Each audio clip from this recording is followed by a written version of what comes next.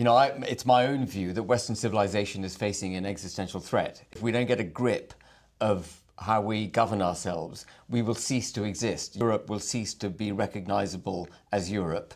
Germany will cease to be recognizable as Germany. The United Kingdom will cease to exist. And there is hope for the United States because you've got a Trump administration that is trying to reverse it.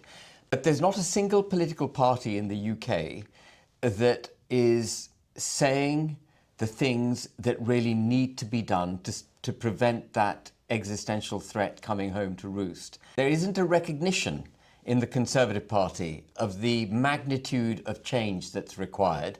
And similarly, there isn't a recognition within Reform of the fundamental change in direction that's required in governance. What we've done in this country, and you'll be very familiar with it from Europe and the States, is that we've had mass migration into the country from cultures which are antithetical to our culture. And instead of having any program for integration, what we've done is practice diversity, equity, and inclusion, which is the opposite of inclusive. It's division, and there's nothing equal about it. We've put a protective blanket through this regulatory legislative framework, a protective blanket round minorities coming into this country. And we've said, we celebrate, we will protect your rights to practice your culture, we will celebrate your culture, and we will remove our culture from the fabric of society if it offends you. And so you can do whatever you want to do, and we will withdraw. And this is how the country's been hijacked.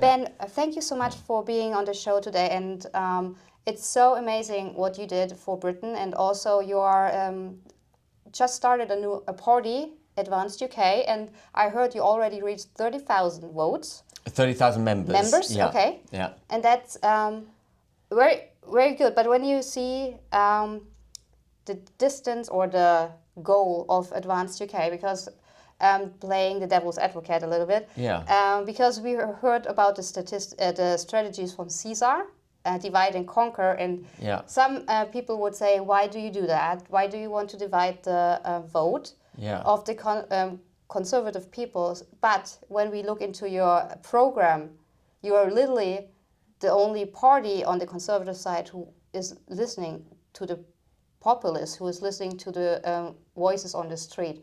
So how do you try to get the Reform voters to understand that you are actually trying to do their wishes and not just promising them? So just a few things. When people say you're splitting the vote, the presumption behind that question is that there are a number of parties with the same political philosophy, and you're taking votes off them and therefore making it difficult for that collective political philosophy to establish itself in government. But the reason I've set up Advance UK is because actually there isn't a single political party that stands for the things that we stand for, which, as you, in my opinion, rightly say, is what not just the British people want, but it's what this country absolutely desperately needs. It's my own view that Western civilization is facing an existential threat. If we don't get a grip of how we govern ourselves, we will cease to exist. Europe will cease to be recognizable as Europe. Germany will cease to be recognizable as Germany. The United Kingdom will cease to exist. And there is hope for the United States because you've got a Trump administration that is trying to reverse it. But there's not a single political party in the UK that is saying the things that really need to be done to prevent that existential threat coming home to roost. There isn't a recognition in the Conservative Party of the magnitude of change that's required. And similarly, there isn't a recognition within Reform of the fundamental change in direction that's required in governance. Reform is a very interesting party. I mean, I was deputy leader of Reform. I helped put Reform on the map.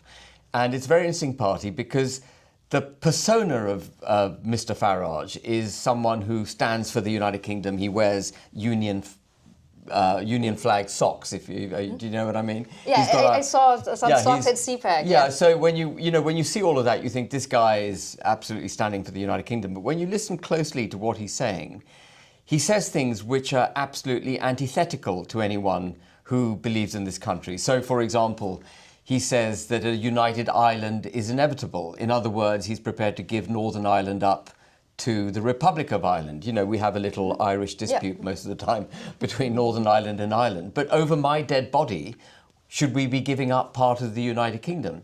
He made a speech yesterday where he talked about devolution, if you know what I mean by devolution. It's what Tony Blair did, which was the establishment of different senates, effectively. In Wales, Scotland, and Stormont existed anyway, but the establishment of different senates across the United Kingdom. And he's saying that's a good thing. Now, no country ever got stronger by being divided. And we know that in Germany. Yeah, you know that in Germany. And so you've got to bring people in. And so he doesn't seem to understand the democratic unit of the United Kingdom, let alone what needs to be done with the United Kingdom.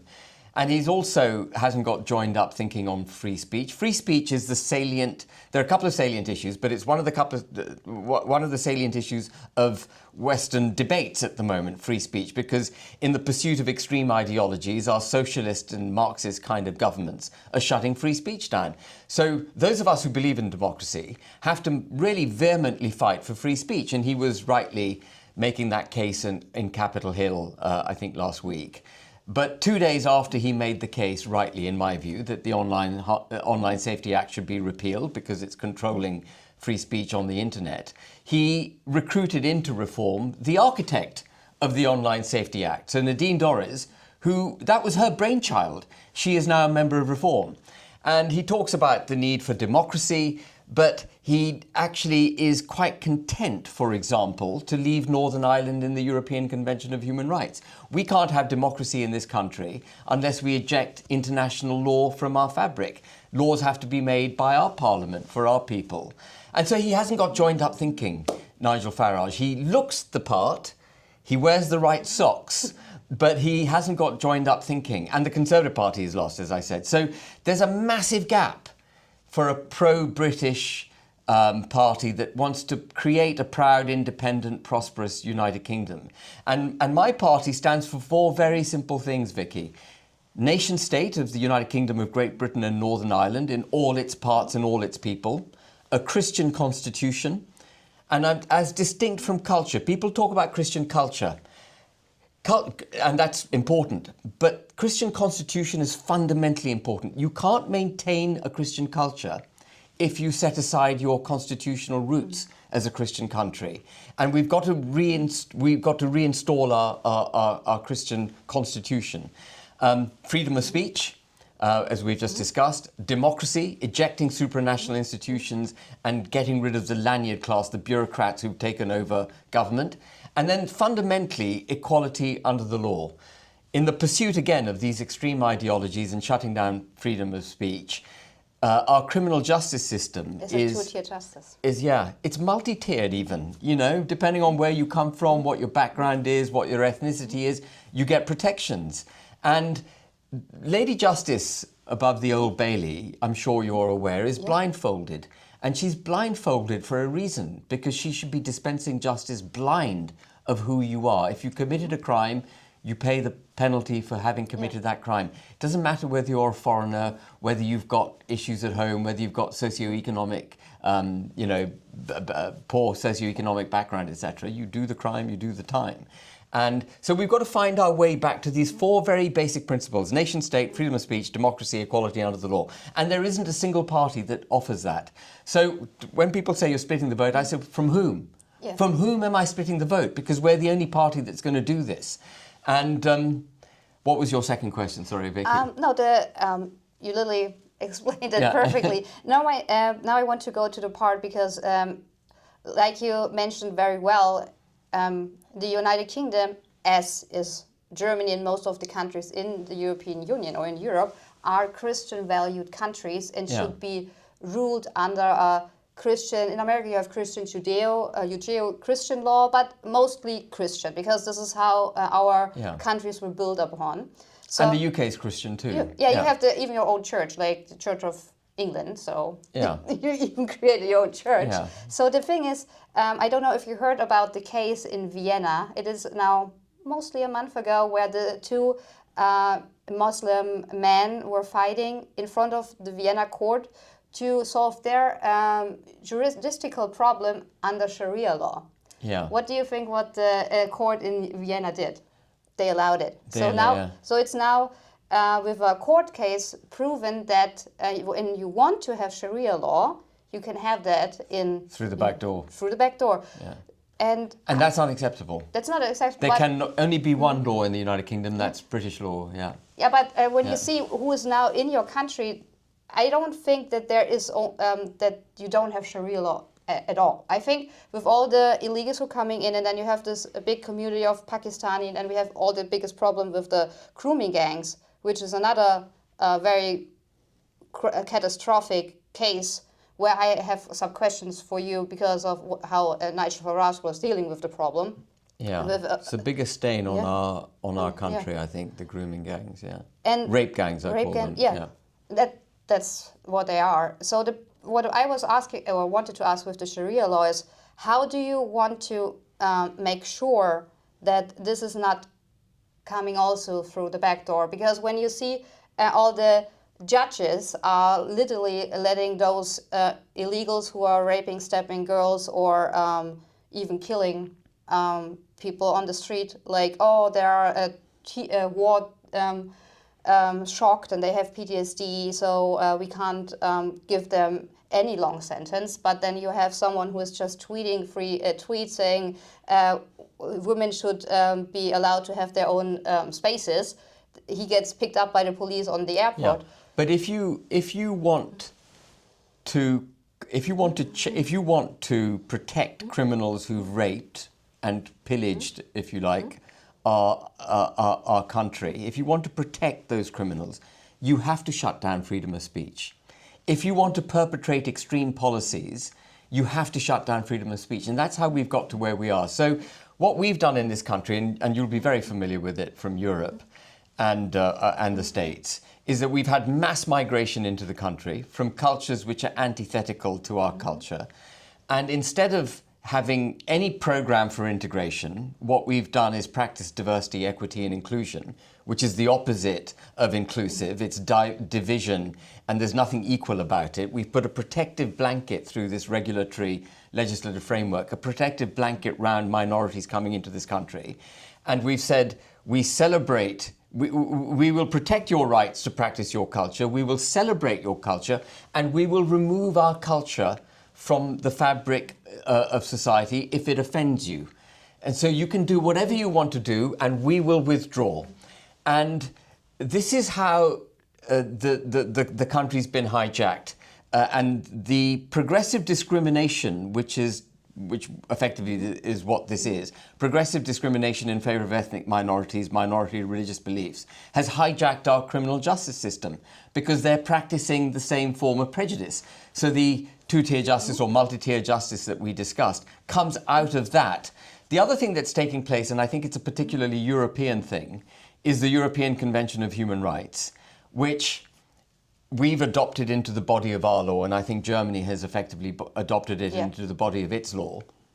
And what the Human Rights Act tells us, in UK's case, and what the European Convention tells us, is all of humanity is equal. And of course, in terms of fundamental rights to peace, peaceable existence, family, etc., all of humanity is equal. But when you adopt it into the fabric of your law, and you say all of humanity is equal, you forget what it means to be a British citizen. You've set aside the existence of citizenry because you've effectively said anyone in this country deserves as much as anyone else. And so when I hear political commentators debating, politicians debating, they find it very hard now to make the case for the privileges and benefits, and indeed obligations, that go with being a British citizen. And they regard anyone in this country as having deserving of all the same treatments and benefits and privileges as a British citizen. And then they go one step further with this progressive discrimination. So you get these topsy-turvy results where we had, for example, a man, I can't remember, he came from some African country. He raped his daughter, and there was an application made to deport him. And under the European Convention of Human Rights, our Human Rights Act, he was not allowed to be deported because he had a right to family life in the United Kingdom. To continue to rape the daughter. To continue to rape the daughter. Can you imagine? Yeah, like, okay. What a topsy-turvy result. And it comes out of a stupid way of thinking. And so we've got to the point now, almost, where our human rights legislation and the other, laws that we have are actually protecting criminals and throwing victims under the bus. And then you look at our institutional framework as well. A lot of these underage white girls who were raped were actually in care. They weren't in families, they were in care. And a lot of the people who were managing their facilities were actually prostituting these women, these girls, not women, these girls over to the rape gangs. Our whole system had become corrupted by this. But if, as we've described, the criminal justice system withdraws itself from challenging these people, then they will run amok. They will do whatever they wish to do. And, we've just had this really good example of Mandelson being revealed as a friend of Epstein. Now, there's no way Starmer didn't know that. Yeah. There's no way Starmer didn't know it. Mandelson was a self-declared friend of a paedophile. And we've got the government refusing to have an inquiry, or it was dragged kicking and screaming into having an inquiry into the rape gangs. We've yet to actually see what its remit is. It was dragged kicking and screaming into it. It turns a blind eye to other paedophile crimes. Yeah. It's happy to put Mandelson, who's a friend of Epstein, as an ambassador. As an ambassador. And yet, it won't protect the victims. We are collapsing. Yeah, and then when you see, because you mentioned, I think NHS is, or the foster care system. The foster care system, the care homes, the police, social services, community services, all these services which should have been alive to the risk of these girls. The girls were regarded as trash. Yeah. As, and a lot of these guys who were raping them were drugging them, making them alcoholic, so that they appeared and were unable really to fend for themselves. Yeah, and the fascinating thing is because with your example, you see the industrial complex behind this crime, because it's not just the rapist or the group of the, like in Rotterdam. It's everything around them. And then when you go to America with the HHS, in America under Biden, they lost 304,000 children on the Mexico-American border. So they checked in illegally at the crossing points, and then they were sent to HHS, and they sent them to their sponsors. And they were abused, were they? They got lost. They lost their children. They didn't check on them anymore. And the fascinating case, because I do a lot of exposing about the child sex trafficking, those children were ended up at a sponsor where 70 children came there, all the cousins of the one sponsor, in one little flat in one stay. And they were from different countries like Ecuador, Venezuela, Colombia. So that's very unusual to have 70 cousins. They've been trafficked in. And nobody did something. So you can see the peril of the governmental level where they're operating on. So that's not just a little crime or thing. So you see how rotten the system is. The system is rotten, and it is a swamp. Yeah. And these people need to go. It's interesting to me, I'm digressing, but I went to the House of Lords a couple of days ago for a book launch. And nowadays, if you go to the House of Lords, it was new to me, they've got a 9-foot metal fence outside the House of Lords. In the 1980s, when I was a young man, the House of Lords had nothing Parliament had nothing outside it. You could walk right up to Parliament. And we progressively, then we had bollards, then we had policemen, and then armed policemen, and it got progressively more, secure. And the reason they need the security is because they're failing to govern properly. And having this security, it's the best optical representation of how those that govern us have separated themselves from the people. And how they see the people. And how they see the people. Like, you Absolutely. are out there and we are here and we need our fences. You're not going through the fence. Absolutely. We're practicing extreme ideologies which are damaging to the people. We know that the people don't like it. And so we're going to build a fence and we're going to be in our ivory tower and we'll continue to do what we wish to do. The UK used to be a bastion of stability. Do you remember? You probably... you have Magna Carta, like you... Magna Carta. You are literally the blueprint of the Bill of Rights and then and the Constitution in America. You know, the most dramatic thing that ever happened in England, I'm being flippant, but the most dramatic thing would have been, you know, cold tea with your cucumber sandwiches. But nowadays, we've had a kind of constitutional crisis for the last 9 years since we voted to leave the EU, because the political class won't do what's right for the people. The people wanted something, the political class won't do it. So we are in opposition. And so people say, Ben, you're a populist. I am a populist because I'm against the establishment. The establishment is not doing the right thing for the country. In the 1980s, when I left university, 1987, I was not a populist. I was part of the establishment. But the establishment's moved. The establishment has become kind of, dictatorial, extremist, anti-British, delusional. I mean, it's absolutely... So we, I think, are the same people, and we have to restore that.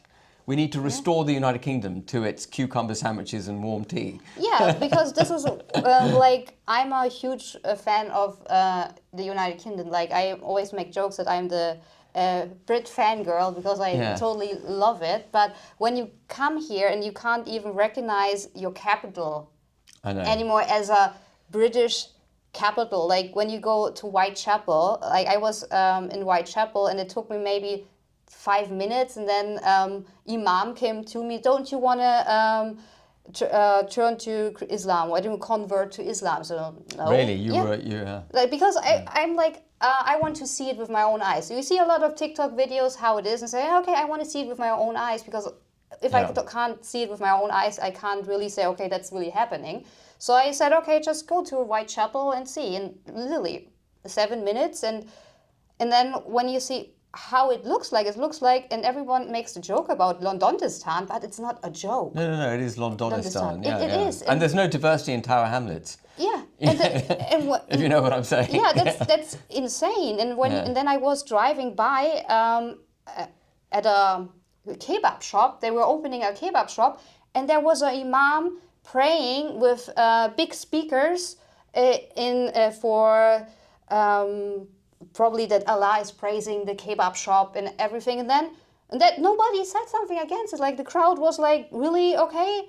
That's so I think this is the other absurdity. Yeah. And then when the Christian pray, they're going to arrest you. Yeah, if you stand outside an abortion clinic, just quietly, praying. You're just not even doing anything, just praying in your head, you get arrested. Yeah, and that's like what I think is so sad, because you're losing your identity. And then when you see who is now running London, Sadiq Khan, he's now Sir Sadiq Khan, he got a knighthood. I don't know how he get that, but that's the British king, I guess. And then when you see what's happening now in America, where you have New York City, and we just had 9/11, and 9/11 happened because Islamic extremists wanted to hurt the heart of America. And then you see the mayor candidate who is literally open saying a good buddy of Sadiq Khan, and Sadiq Khan writes them emails how to make New York nicer and better. And this is like so crazy, and I always ring the bell and say, hey, you have to be very, very cautious about the Islamization of America. So what would you... but what they'll say to you is people have the right to be Muslims, you're Islamophobic, and you should shut up, and so on and so forth. I mean, what's really interesting to me, just on that point, is the number of burqas now I see in London. Now, the burqa for me is the outward expression of the internal repression of a woman. Yeah. It's born out of I think the historic reason for it is that it's born out of a belief that women need to cover themselves up because men won't be able to resist them. Men are basically, have animals. just animals. And, one might make the argument that a man needs to control his urges a bit more rather than a woman having to cloak herself. But that's why I say it's repression. It's the outward expression of an internal repression of women. It is the opposite of the libertarian society that we had. But it is the so-called liberals who say that this woman has the right to choose to do it, Yeah. to choose it. So liberalism has gone extreme.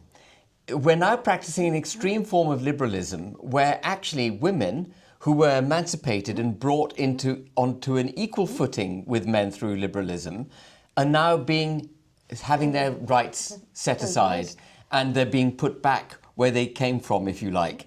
And we see that with transgender ideology as well. Men claiming that they're women because they just feel like it. Just because they feel like it. They're still packing, but they can, they can go into women's prisons, or they can go into women's toilets, or compete with women in sport. And this is the hijacking, this is the complete topsy-turvy world in which we live, when we're told that men are women if they want to be, women are men if they want to be. We just have to accept that. We've got to accept extreme ideologies which are antithetical to our very delicate, welcoming British constitution and culture that evolved delicately and incrementally over hundreds of years. Yeah. And yet we've got to take these other cultures in, some of which, some of the people we're taking in, and this is not racist. My dad's Pakistani, so I know what I'm talking about. Some of the people we're taking in from Pakistan would not be welcome in polite society in Karachi because they come from the backwaters of Punjab. They've never brushed shoulders with anything remotely civilized. And we are a highly civilized, advanced race. So why are we doing that? Why are we doing this extreme damage to ourselves? I always ask on X when, again, immigration crime happens, when they say, a Syrian person or Afghan, or nowadays in Germany, they don't even say the race anymore because of cultural tensions. Yeah. And then you already know, okay, when they don't say it was Uwe exactly. or Hans. If it's white, they immediately tell you. Yeah, they literally tell you where the guy lives. And not that far, but so, and then I always ask, and put that on my X account, and so why does the other 50 Muslim countries don't take those refugee people? Why don't they take them? Because they literally have the same religion, they have the same belief system. But if you look at Saudi and you look at the United Arab Emirates, they don't want the people. They don't want the people. They recognize the problem. Yeah. There are Muslim groups founded and established and practicing in the UK which are proscribed in the UAE. The UAE is looking at the United Kingdom and saying, you've got a form of Islam going on there that we will not accept. Yeah, and we don't listen.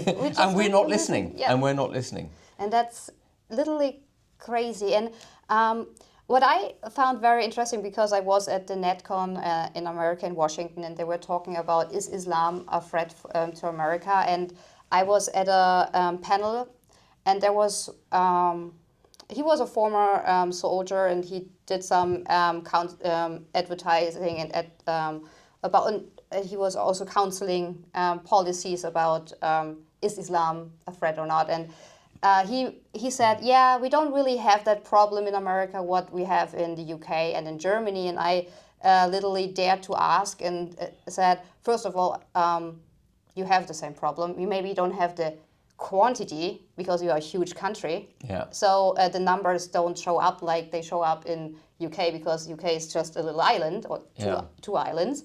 And then you have Germany.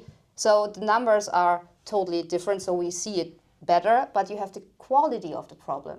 Because when I don't know if you heard about Minnesota, where this Somalian man raped a 12-year-old girl, and this Islamic Center wrote a letter to the judge. Yeah, he didn't know that it's illegal to rape a child, and then the judge gave him a smaller sentence. Well, there you go. That's two-tier criminal justice, isn't it? So and then you have everywhere popping up those super mosques in Texas, and now in Florida. I live in Florida, so they're popping there too, and the burqas and the scarves are coming. So it is coming. And the other thing to remember, I think, and we are going to have to change in this country, is that Christianity over the centuries has become much less self-confident, much less muscular. It doesn't proselytize. It doesn't try to convert. It's removed itself out of society in many ways. Islam hasn't. It's a muscular religion. It is supremely self-confident. You know, if you convert to being a Muslim, you're reverting in Islam because everyone's a Muslim. They've just, you know, the Kafirs have gone the wrong way, and so we've taken this very muscular, self-confident religion, and we've taken some of the worst fundamentalist components of it into the United Kingdom, and then we've put a protective blanket around it and said you can do whatever you want to do. And that is just madness. It's madness. And then when you see how they talk about infidels, like, I don't, because with me working in the military former, so we had to study the culture of Afghanistan, of Muslims, and then about the little tribes, what they all have. So they don't even want to be tolerant. They are seeing this. They are on this high standard. Oh, we are Islam. Everyone else is infidel. If they don't convert, they are our enemies. And I don't think that our governments should forget that, because you can't change their ideology. You can't, because it's in their head. Like coming from psyops, it's very hard to try to change the ideology. It's very hard. You have to delete the core of the thought. So it's it's literally impossible to do so. So I think the whole strategy of immigration in Western countries has to change. So do you think that's right? 100%. I mean, we practice mass migration from parts of the world which are basically, you know, uncivilized. And, you know, someone's going to accuse me of being a racist for saying that, but that is the truth. We're practicing mass migration from parts of the world that are basically, you know, culturally way behind us, and then putting a protective blanket around them and allowing them to do whatever they wish to do. It's the numbers coming in together with the legislative and regulatory protection they get. That's what makes it so challenging. If it was smaller numbers and there was a requirement to be British, to sing the national anthem at school, to sing our hymns, to recognize that Christianity is our religion. You can practice Islam, but actually you mustn't try and make Christianity subsidiary to your religion. Or when you go in a governmental office, you don't have to swear an oath on the Bible, but you should not swear an oath on the Quran. If Advanced UK government will require you to swear an oath on the Bible, or to take a non-religious oath if you wish to. But there's going to be no other religion in Parliament. Parliament represents our constitution, and we are we're constitutionally a Christian country. We have to reinforce that. The sad thing, Vicky, now is that very delicate constitutional democratic culture that I described is now going to have to toughen itself up. We can't be that gentle. I don't want this country to descend into any kind of civil unrest. But if we are to avoid civil unrest, if we're to settle the country, we need to toughen up, recognize who we are, and be much more self-confident in selling who we are. We need to sell Christianity. We need to promote Christianity. We need to sell the United Kingdom. We need to have our flags everywhere. We've got to reconnect with our sense of statehood. All this needs to be done, and our government isn't doing it. In fact, they see those of us who wish to do it as some kind of extremist, but it's them who's practicing the extreme policies. That's crazy. And then, because we talk about mass immigration, and we heard about like the Reform Party has now their blueprint of perfect deportation plans, and I looked a little bit into it because I'm a very much supporter of deportation and re-immigration. So I'm remigration. So I'm like, so I'm very interested in those topics. And then when you see, okay, their plan is to get all the criminal male outs and mostly the male, but we keep the women and the children. So let me just tell you what Reform has said on deportation.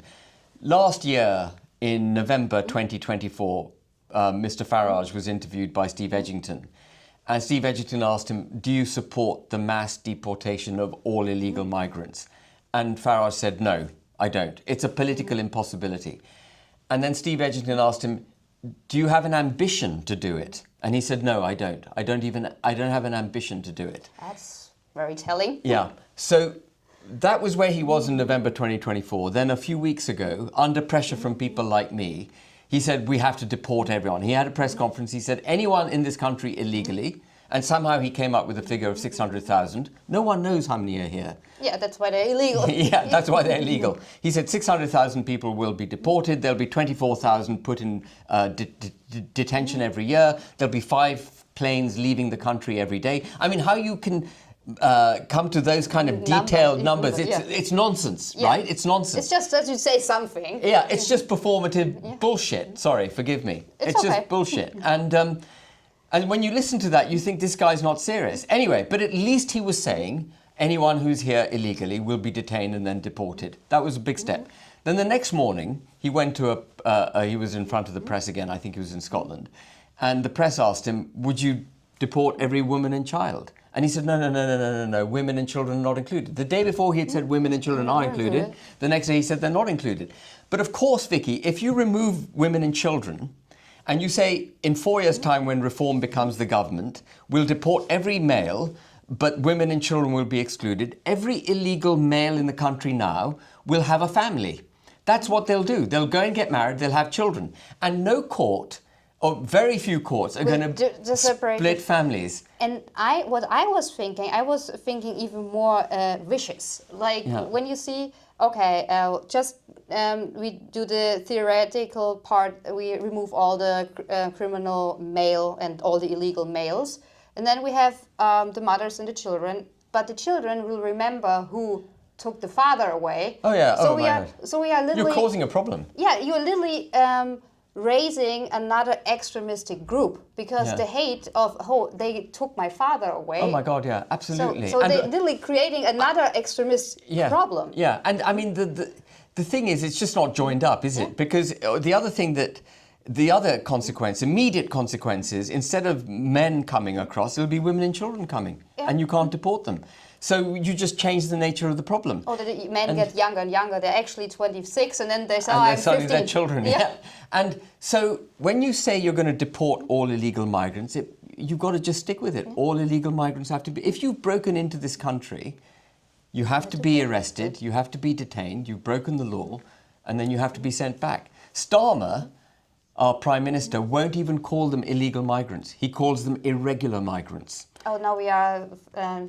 polishing the words now, mind the attracted person. We don't call them pedophiles, and we're just mind the attracted person.